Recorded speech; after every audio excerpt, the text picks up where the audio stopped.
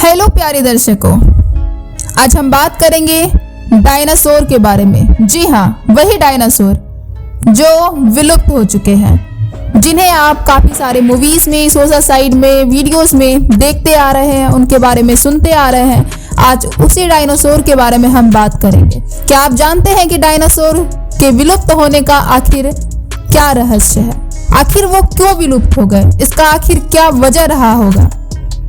Dinosaur का अंत और इंसानों का जन्म कैसे हुआ और इन दोनों का क्या कनेक्शन है, इन सभी टॉपिक्स में हम आज डिस्कस करेंगे। तो इस वीडियो के अंत तक बने रहिएगा। समय में हमारी दुनिया में डायनासोर का राज था। जी हाँ, वे वहाँ चलते थे जहाँ हम आज चल रहे हैं। इस धरती पर सांसें ली और इस धरती पर लड़ाइयाँ लड़ी। इन दैत्याकार बड़े विचित्र डायनासोर ने करीब करोड़ों साल तक इस धरती पर राज किया। इन डायनासोर की हजारों प्रजातियां थीं। इनमें से कुछ शाकाहारी थे तो कुछ मांसाहारी थे। कुछ डायनासोर बहुत ही शांत स्वभाव के थे तो कुछ डायनासोर बहुत ही हिंसक और खतरनाक प्रवृत्ति के थे। डायनासोर उस समय के सबसे सफल जीव रहे थे, लेकिन अचानक ऐसा क्या हुआ? आखिर ऐसी कौन सी घटना थी जिससे डायनासोर का नामो निशान मिट गया? आज के इस वीडियो में हम आपको इसके बारे में बताने जा रहे हैं, लेकिन इसके लिए हमें करोड़ों साल पीछे जाना होगा और डायनासोर के उस अंतिम दिन के बारे में गहराई से जानना होगा। तो चलिए जानते हैं आज से करीब करोड़ साल पीछे और जानते हैं आखिर ऐसा क्या हुआ जिससे डायनासोर का अंत हो गया। तो उससे पहले हम आपको बता दें, आप देख रहे हैं मिस्टीरियस पॉडकास्ट चैनल, और अगर आप हमारे चैनल को सब्सक्राइब नहीं किए हैं तो प्लीज़ सब्सक्राइब कर बेल आइकन ज़रूर प्रेस कर लें ताकि आप तक हमारा वीडियो सबसे पहले पहुंचे, और लाइक करना बिल्कुल ना भूलें। तो बिना देर किए हुए आइए हम स्टार्ट करते हैं। Then let's get started. तो आइए हम आपको बताते हैं डायनासोर का अंत आखिर कैसे हुआ। आज से करीब 6.5 करोड़ साल पहले, जी हाँ, करीब 6.5 करोड़ साल पहले धरती पर मौसम सामान्य था। समुद्र की ठंडी हवा और बड़े बड़े पेड़ थे। चारों तरफ डायनासोर के चिल्लाने और चीखने की आवाजें थीं।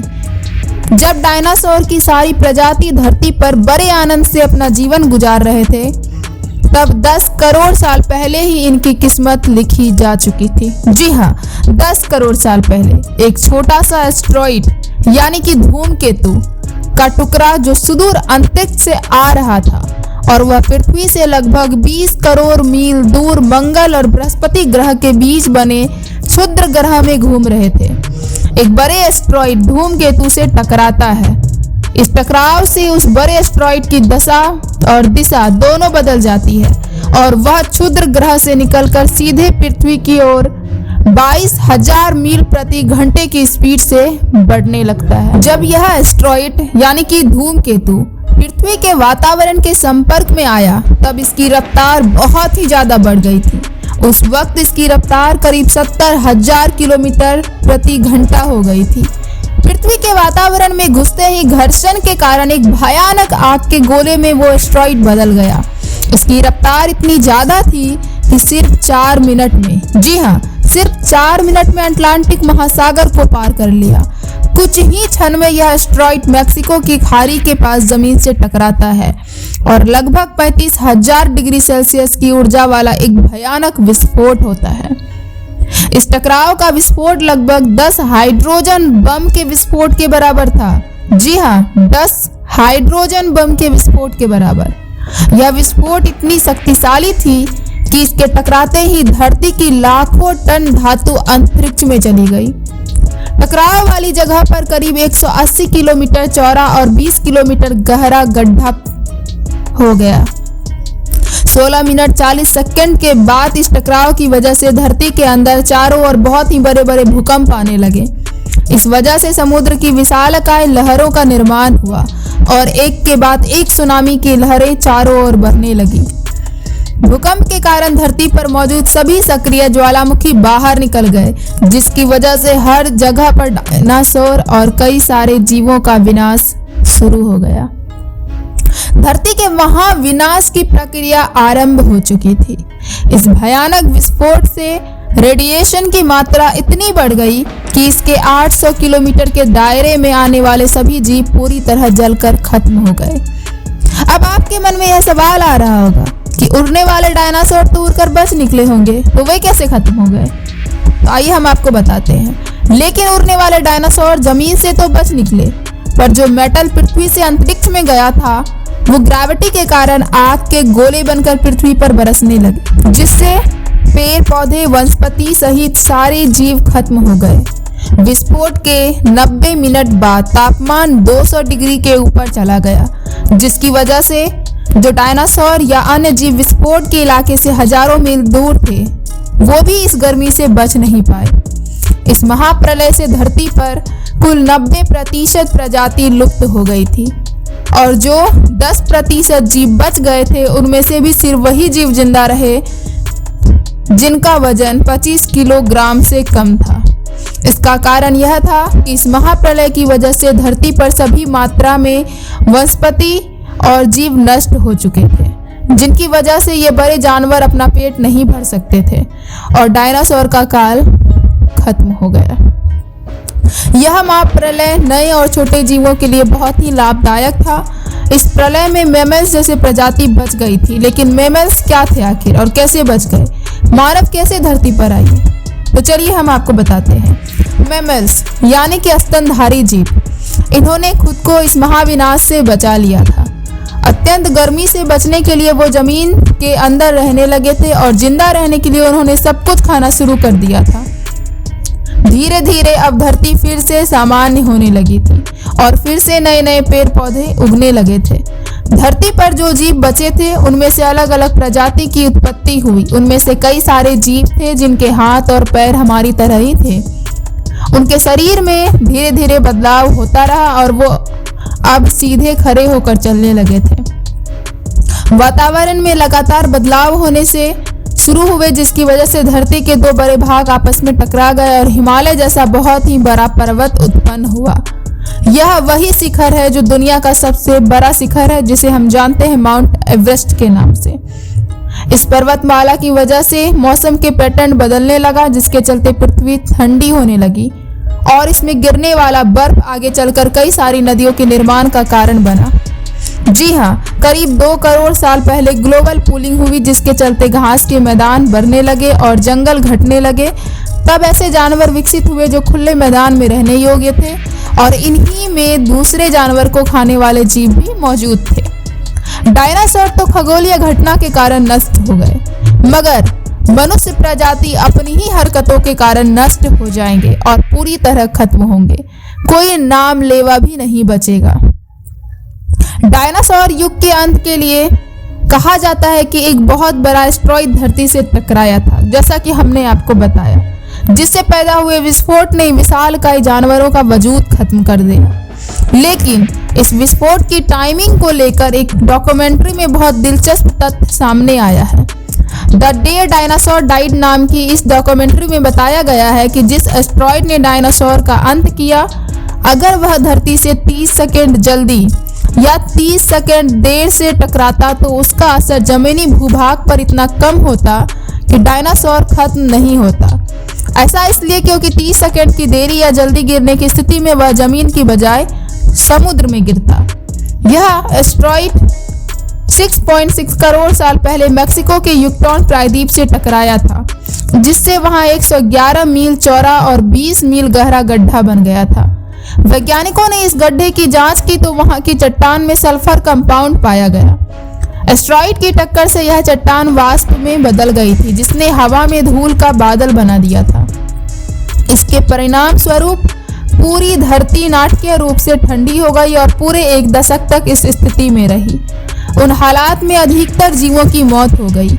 उनमें डायनासोर की मौत विस्फोट के चलते पैदा हुई सुनामी के कारण, खाने की चीजों का अंत होने या आसमान से गिरी पिघली चट्टानों की वजह से नहीं हुई थी। जी हाँ, बिल्कुल, हमारी अर्थ की एक कैपेसिटी है अगर उसकी कैपेसिटी से ज़्यादा इंसान हो जाएंगे तो प्रकृति उसको खुद से बैलेंस करेगी। जो हमारा जियोलॉजिकल टाइम स्केल है उसके अकॉर्डिंग हर एनिमल का एक गोल्डन एज है, मतलब कि उस टाइम पर वो अपने जीवन के पीक पर होता है, पर धीरे धीरे वो खत्म भी हो जाता है। जैसे कि हर चीज अति बहुत खराब होती है, उसी तरह धरती पर मानव जीवन की अति हो जाने पर हो सकता है नेचर उसे खत्म कर दे। हमारी सृष्टि में एक निश्चित क्रम में प्रलय होता है। यहाँ प्रलय से तात्पर्य यह है कि हमारी इस पृथ्वी पर कुछ ऐसे विषम परिस्थितियां उत्पन्न होती है जो तात्कालिक जीवों के लिए बहुत ही प्रतिकूल मानी जाती है। इस प्रकार अनेक प्रजातियों का अंत हो जाता है। करीब 1 करोड़ साल पहले पृथ्वी वह रूप लेने लगी थी जिसे आज हम देख रहे हैं। धरती का वातावरण आज के वातावरण जैसा बनने लगा था, लेकिन फिर एक बार परिस्थितियां बदलने लगी और 40 लाख साल पहले एक बार फिर से धरती के भूभाग में हलचल हुई और इससे अफ्रीका में ईस्ट अफ्रीकन रिफ्ट वैली नामक पर्वतीय श्रृंखला की रचना हुई। इसकी वजह से यहाँ का वातावरण पूरी तरह से बदल गया और इस जंगलों में बारिश आने बंद हो गई। इस जंगल में रहते थे हमारे पूर्वज बंदर, जिनकी प्रजाति का नाम था पैरोलापिथिकस। जी हाँ, पैरोलापिथिकस। हमारे परिवार की शुरुआत इस बंदर की प्रजाति से हुई। यह पेड़ पर रहते थे और फल खाते थे। यह एक डाल से दूसरी डाल तक नहीं कूद सकते थे। कभी कभी पेड़ों की डाली पर 2 पैरों पर चलते थे। आगे चलकर यह प्रजाति गोरिल्ला और चिंपैंजी में बदल गई तो कुछ इंसानों में तब्दील हो गई। अब यह प्रजाति के जीव अफ्रीका में बारिश न होने की वजह जमीन पर उतरे और जगह जगह जाने लगे। एड्रिपिथिकस रमीदस नामक हमारे पूर्वज ने सबसे पहले जमीन पर पांव रखा था। कई हजार सालों के विकास के बाद यह 2 पैरों पर चलने लगे थे। करीब 23 लाख साल पहले हमारे पूर्वज होमो हेबिलियस ने पहली बार पत्थर को हथियार की तरह इस्तेमाल करना शुरू किया और धीरे धीरे दर पत्थर की मदद से हथौड़ा बना लिया।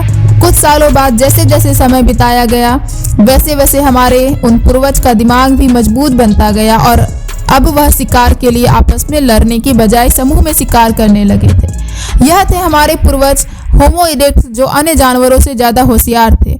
उन्होंने ही सबसे पहले आग का इस्तेमाल करना सीखा। यह खोज उनके लिए बहुत ही बड़ी और फायदेमंद खोज थी।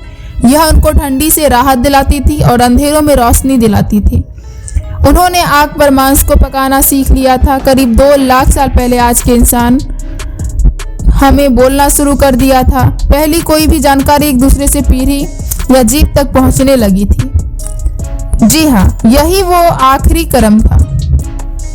करीब 1 लाख साल पहले हम इंसान कहीं भी आ जा सकते थे। हमारे हाथ में स्फूटले हथियार थे, आग में काबू में रख सकते थे। अब हम अपने अफ्रीकन घर को और बड़ा कर सकते थे।